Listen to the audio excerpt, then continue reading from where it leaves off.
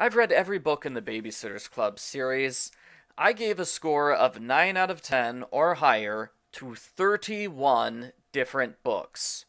Narrowing 31 books down to a top 10 list is practically an impossible task. I decided to include at least one book from every single narrator on this list. That's the most fair way to go about it, right? Number 10, Abby and the Secret Society. No offense to Abby, but I didn't like most of her books. I had to pull from the mystery series to find an Abby book, which I thought was great. A country club was closed many years ago after someone was murdered. When the club reopens, the babysitters find a scavenger hunt mystery.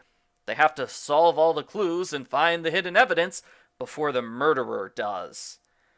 This is a pretty serious book because it deals with murder, racism, political corruption, and it ends with the murderer holding a child at gunpoint. It's a sign of a good mystery when you can remember the culprit confrontation years afterwards. Number 9, Jessie's Big Break. Jessie's dreams come true when she's invited to attend one of the best ballet schools in the world. The teacher loves her, and she does everything perfectly. Her new ballet friends are great, and she's living in New York City, which means she's no longer the only black girl in town. Oh, and she has love drama with her ex-boyfriend Quint. That was cool. Jessie loves it so much, she forgets all about her former life. When Mallory comes to visit, Jessie's surprised because she totally forgot about Mallory and doesn't miss her at all. That kind of makes Jessie a terrible friend. I like this book so much. I was saddened by the ending, where Jessie moves back to Stony Brook. This is Jessie's last book. It would have been more appropriate for her to move away and live happily ever after. Number 8, Mallory Hates Boys and Jim. I love this book's title. That's probably why I like the book so much. Mallory's having a hard time in gym class. Her teammates hate her, and all the coach does is yell at her. Mallory gets herself benched on purpose so she doesn't have to play volleyball. Her friend Ben convinces her to try again. It's a big success, and I'm just kidding. The coach yells at her for being a quitter. It's just really, I don't like the coach. I got really emotionally invested in this book because I dislike the coach so much. Mallory gets a happy ending when the class moves on to archery, which is not a team sport, so everybody is not yelling at her for a change.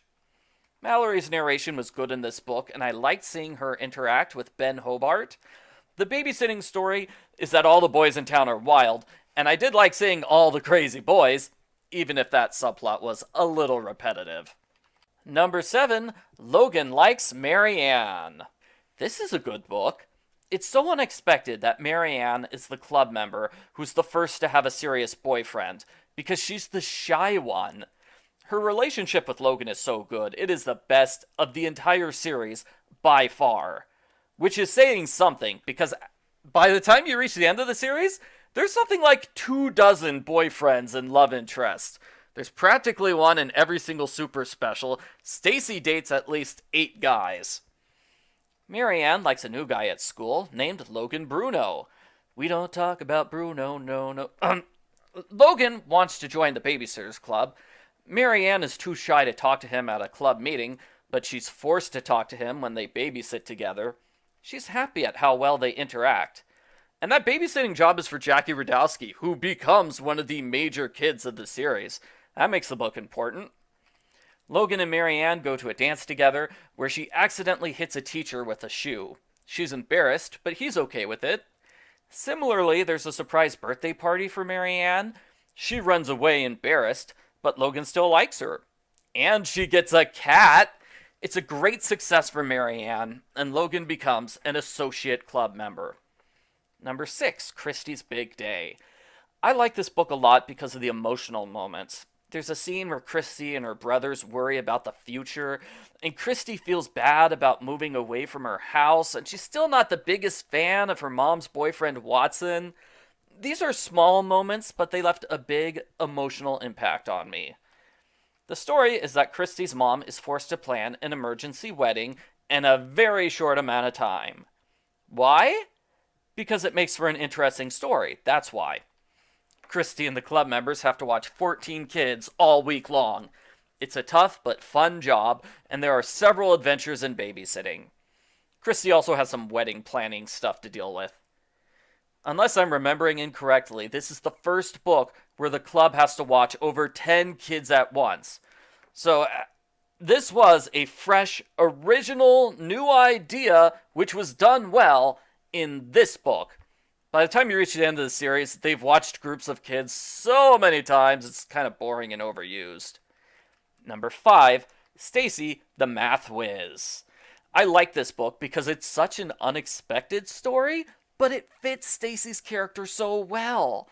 There are plenty of books in the series where the narrator develops a one-book hobby, but unlike Christy the actress or Claudia the DJ, this one makes perfect sense because Stacey's been good at math ever since the first book. The main story is that Stacey joins the mathletes, she leads the team to victory in the state championships, and breaks a record. The book is jam-packed with other stories, like a math fair and tutoring Lindsay DeWitt. Stacey's dad just lost his job. He shows up unexpectedly and ruins her plans, which causes a lot of problems for her. Number 4, Claudia and the Perfect Boy. This book also has a lot of different stories, all of which are interesting. Claudia gets a job at the school newspaper. She learns about spell check on computers. It's the greatest thing ever. She loves it. That was a funny story. She helps students find dates. She helps a boy who needs professional help. And there's an accidental misprint in the newspaper, which makes it seem like Marianne hates Logan. It's so entertaining, the book almost forgets the title story, where Claudia tries to find a boyfriend. She has 2 dates, which both end in disaster. She decides having true friends is more important than having a boyfriend. Number 3, Kristy's book. Kristy's Autobiography really knocks it out of the park. She talks about dealing with her older brothers when she was younger, and about an action-packed summer at baseball camp. The real highlights are the sections that deal with her father. We get to see what happened when her father left the family. It's a major event in her life, and it was interesting to see it. In the final story, her father comes back to town and puts her in the uncomfortable position of meeting him secretly and lying to her family members. It's the same story as the Babysitter's Club movie, but I liked it better than the movie. It has better pacing and more focus on Kristy because she's the narrator. We don't interrupt the story for a scene of rapping about body parts or Dawn cleaning up a garden. Those are kind of distracting from the Kristy storyline. It also has a sweet ending, with Kristy's stepfather Watson, which draws a good parallel between the 2 father figures in her life. Number 2, Dawn and the We Love Kids Club. This is another book I liked because it's got a lot of stories and all of them work well. There's a lot of books in the series which do not try this hard, as well as books where the main plot and the subplot are so similar, it's like there's only one story, not 2 stories. The We Love Kids Club appears on TV, and they become so popular they don't know how to handle it. They struggle with scheduling problems, and Kristy gets super jealous of them, so she starts doing silly stuff. Dawn's dad gets engaged to Carol. Dawn is so upset she steals her dad's credit card and buys a plane ticket back home to Connecticut. I was so shocked when I read this story. I couldn't believe that actually happened. There's drama when Dawn comes back, and Carol ends her relationship with Dawn's dad. All of these stories are in one book. It's like we got 2 books combined into one, and we got the best of both books. Number 1, welcome back, Stacey. Stacey's parents have been fighting a lot recently. She's shocked when they announce they're getting a divorce. The divorce stuff was the highlight of the book for me. It's very serious and emotional. Stacey legitimately struggles to decide which parent she wants to stay with. She's closer to her mom, and her mom can spend far more time with her than her dad can, but Stacey also loves New York City and everybody here. She babysits for some kids in New York, and they're super adorable. I like this babysitting story. I especially like how it directly ties into her motivations. After reading so many books where the babysitting stuff is irrelevant and can be skipped over, It was a great change of pace to have babysitting, which matters to the story. Of course, Stacey decides to move to Connecticut with her mom, and she rejoins the Babysitters Club, to the delight of fans everywhere. Those are my choices for the 10 best Babysitters Club books. There are plenty of good books in this series, at least 20 other books which I consider good. So feel free to leave a comment letting me know if you've got any favorite books which did not make my top 10 list.